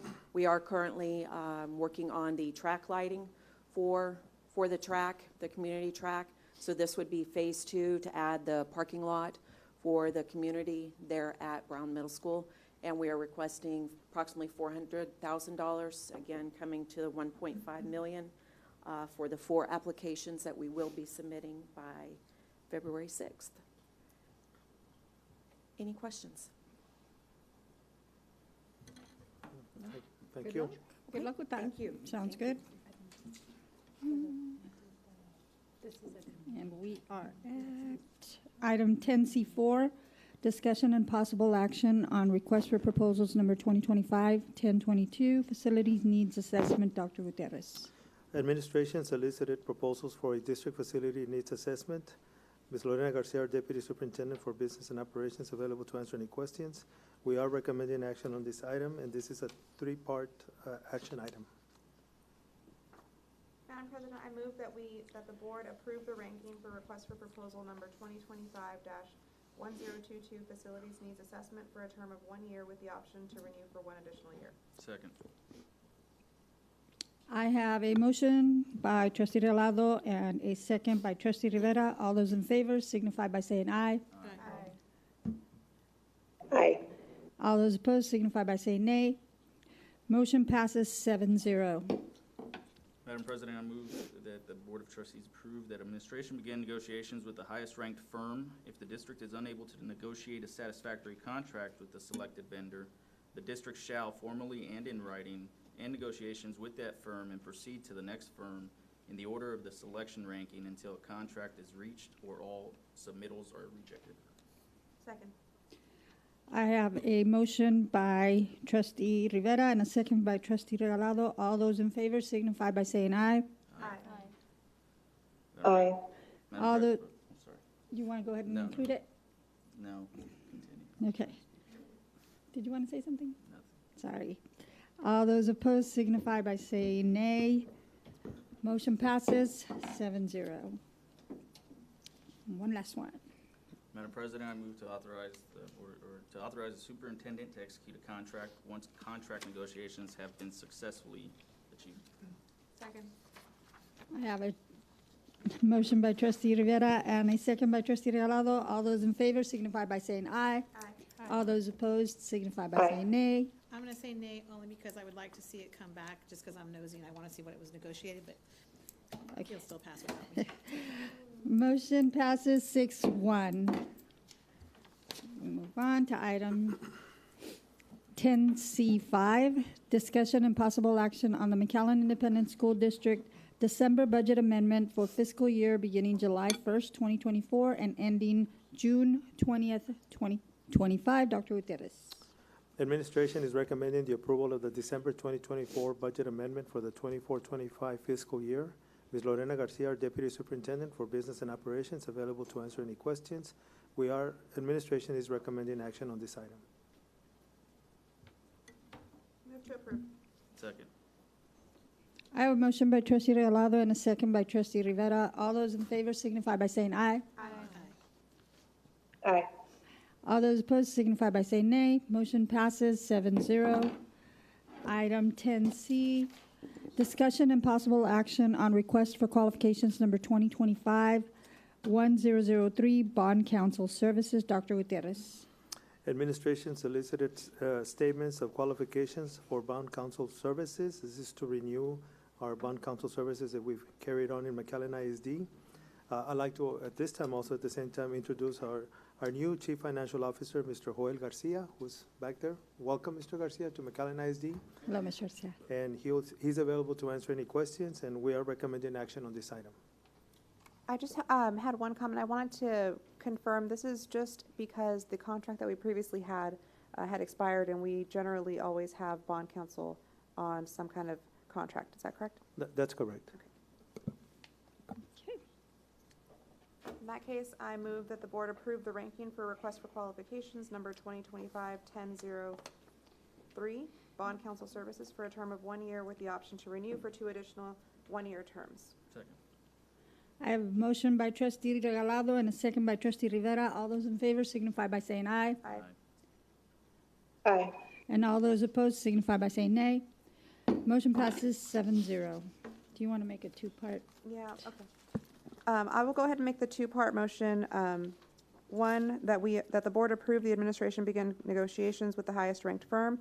If the district is unable to negotiate a satisfactory contract with the selected firm, the district shall formally and in writing end negotiations with that firm and proceed to the next firm in the order of the selection ranking until a contract is reached or all submittals are rejected. And second, that the board authorize the superintendent to execute a contract once those contract negotiations have been successfully achieved. Second. I have a two-part motion by trustee Regalado and a second by trustee Rivera. All those in favor signify by saying aye. Aye. All those opposed signify by saying nay. Thank you, trustee Kittleman. Motion passes 7-0. Both motions pass 7-0. Item 10C7, discussion and possible action on competitive sealed proposal number 2025-1028, safety security film application, phase 3. Dr. Gutierrez. Administration solicited proposals for force entry resistant film. Mr. Ruben Trevino, Executive Director of Facilities Maintenance and Operations, is available to answer any questions if needed. We are recommending action on this item, and this is paid out of a grant that we have. I move we approve the ranking for selection of general contractor for competitive sealed proposal number 2025-1028, safety security film application, phase 3. Second. I have a motion by trustee Aliceda and a second by trustee Rivera. All those in favor signify by saying aye. Aye. All those opposed signify by saying nay. Motion passes 7-0. Madam President, I move that the Board of Trustees approve that administration begin with negotiations with the highest ranked contractor. If the district is unable to negotiate a satisfactory contract with the selected contractor, the district shall formally and in writing end negotiations with that contractor and proceed to the next in the order of the selection ranking until the contract is reached or all submittals are rejected. Second. I have a motion by trustee Rivera and a second by trustee Regalado. All those in favor signify by saying aye. Aye. And all those opposed signify by saying nay. Motion passes 7-0. Madam President, I move to authorize the superintendent to execute a contract in accordance with the procedures set out in Texas Government Code Section 2269.254 once contract negotiations have been successfully achieved. Second.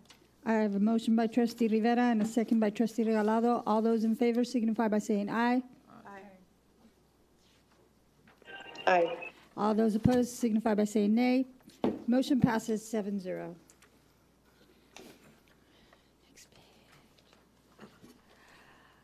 Item 10CA, discussion and possible action on findings made upon approval of contract for legal services under Texas Government Code 2254.1036B. Dr. Gutierrez. McAllen ISD has decided to hire outside counsel to represent the district in pursuing property damage insurance claims related to storm damage that occurred on or about the month of April of 2023. McAllen Independent School District finds that there is substantial need for the legal services and request action on this item. Mr. Jonathan Ball, our school attorney, is available to answer any questions. We are recommending action on this item, and it's a three-part action item too. If I could just add, on this part, this is the findings for the reason for why we need to actually go forward and get the contract. This is not the part on the agenda where we actually need to go forward and make those motions. These are the findings themselves that are the prerequisite for us being able to go out and hire outside counsel to do this, if that makes sense. So you just need approval to approve the findings? Correct. Approval of the findings. It's a three-part. Is that? But he said it's not. This one's not the three-part motion. Is this a three-part, John, or? Three-part motion is for The next- 10C9. Okay, so then we, For the next one. okay, so this is just an action to approve.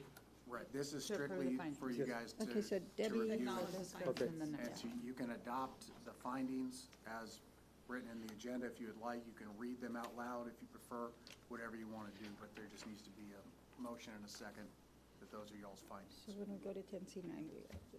Okay. I have a motion by trustee Aliceda. Do I have a second? Second. I have a motion by trustee Aliceda and a second by trustee De La Garza Lopez. All those in favor signify by saying aye. Aye. All those opposed signify by saying nay. Motion passes 7-0. 10C9, discussion and possible action on contingent fee contract for legal services with Millen & Millen, PLLC. Dr. Gutierrez. McAllen ISD District finds that there is a substantial need for legal services to represent the district in pursuing property damage insurance claims related to storm damage that occurred on or about the month of April 2023. Administration recommends approval of the contingent fee contract for legal services with Millen & Millen, PLLC. Mr. Ball is school attorney, is available to answer any questions. We are recommending action on this item, and this one is the three-part item, right? That's Action item, okay. Madam Chair, I move that there is a substantial need for the legal services. Second. I have a motion by trustee De La Garza Lopez and a second by trustee Rivera. All those in favor signify by saying aye. Aye. All those opposed signify by saying nay. Motion passes 7-0. In addition, Madam Chair, I move that the legal services cannot be adequately performed by the attorneys and supporting personnel of the political subdivision. Do I have a second? I have a motion by the trustee De La Garza Lopez and a second by trustee Rivera. All those in favor signify by saying aye. All those opposed signify by saying nay. Motion passes 7-0. And I also move that the legal services cannot be reasonably be obtained from attorneys in a private practice under the contract providing only for the payment of hourly fees without regard to the outcome of the matter because of the nature of the matter for which the services will be obtained or because the political subdivision does not have the funds to pay the estimated amounts required under a contract providing only for the payment of hourly fees. You lawyers. That was the legislature, that's politics. Do I have a second? Should have gone to law school. Can I get a second, folks? Second. I have a motion by trustee De La Garza Lopez and a second by trustee Thompson. All those in favor signify by saying aye. Aye. All those opposed signify by saying nay. Motion passes 7-0. And we move on. 10D, Board of Trustees, 10D1, approval of Board of Education meeting minutes, 10D1A, regular board meeting, December 10, 2024. 10D1B, School Safety and Security Committee meeting, January 9, 2025. So moved. Second. I have a motion by trustee Aliceda and a second by trustee Rivera. All those in favor signify by saying aye. Aye. All those opposed signify by saying nay. Motion passes 7-0. And we are at item 11, recess to closed session. Board of Trustees may go into closed session pursuant to sections 551.071, 551.072, 551.074, 551.076, and 551.089 Texas Government Code to discuss the following. 11A, Human Resources Recommendations for School Year 2024-2025. 11B, Discussion of Human Resources Employee Resignations and Retirees for School Year 2024-25. 11C, Discussion of Athletic Coordinator, Head Football Coach at James Nicky Rowe High School Recommendation for 2024-2025. 11D, Discussion of Superintendent's Employment Contract. 11E, Discussion regarding school safety and security. 11F, Pending and/or potential litigation. 11G, Possible real estate acquisition. Folks, at 1:55 p.m., we are in closed session. We'll be back.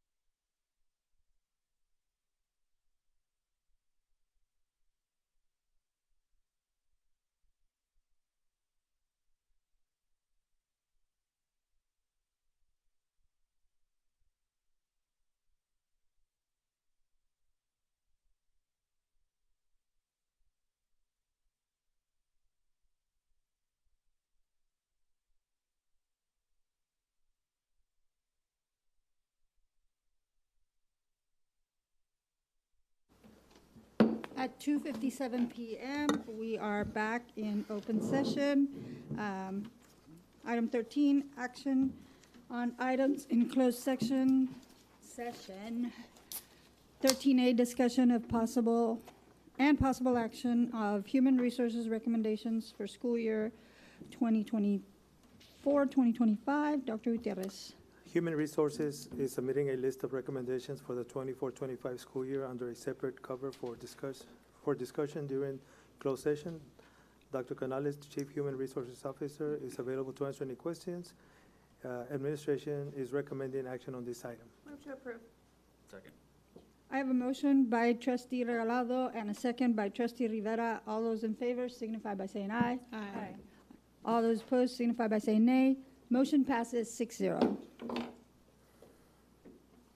Item 13B, discussion of human resources employee resignations and retirees for school year 2024-2025.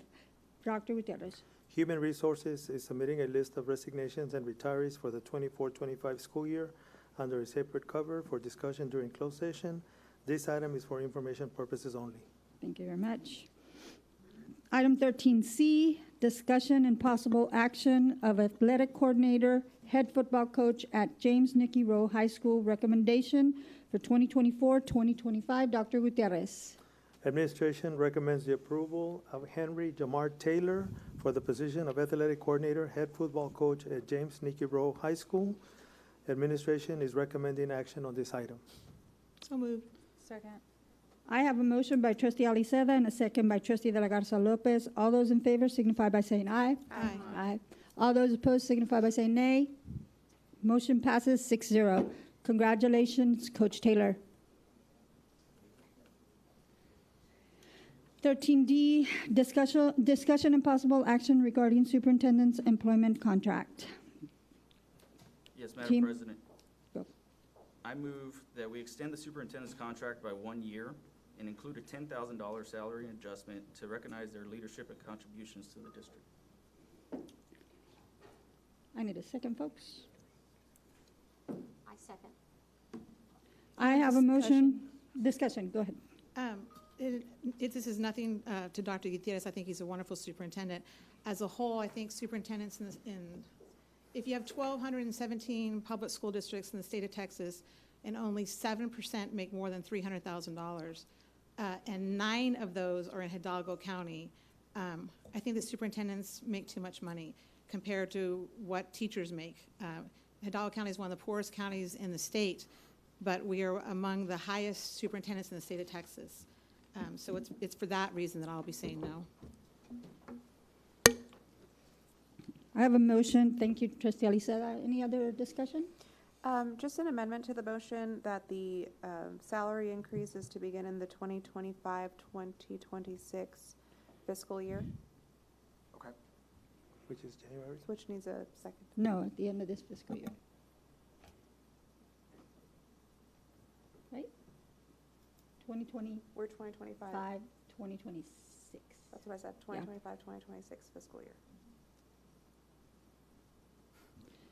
I have a motion by trustee Rivera and a second by trustee Thompson. All those in favor signify by saying aye. We need to vote on the amended. I made a motion to amend the motion. Second. So we need a second.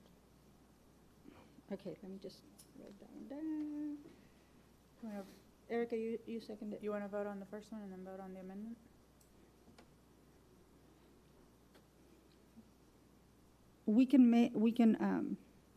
Can you, I guess a friendly amendment if trustee Rivera will accept. yeah. Yep. Or just amend yours to include the starting date. I move to extend the superintendent's contract by 1 year and adjust their salary by $10,000 beginning fiscal year 25, 26. 25, 26. Do I still have your second? Yes. I have a motion by trustee Rivera and a second by trustee Thompson. All those in favor signify by saying aye. Aye. Aye. All those opposed signify by saying nay. Nay. Motion passes 5-1. Items 13E, Discussion regarding school safety and security, just proceed as discussed in closed session. Item 13F, pending and/or potential litigation. Mr. Ball? Nothing to report. Item 13G, possible real estate acquisition. Mr. Ball? None. Thank you very much. I need a motion to adjourn, folks. Oh, before we adjourn, everybody, the Kids Marathon is tomorrow at the Convention Center at 10 a.m. Lineup is at 9:30, and the mile is at 10. Weather should be great. Move to adjourn. Can I get a I'll second. Second. Okay, I got it. I have a motion by trustee Regalado and a second by trustee Peña. All those in favor signify by saying aye. Aye. All those opposed signify by saying nay. Motion passes. We are adjourned at 3:03 p.m.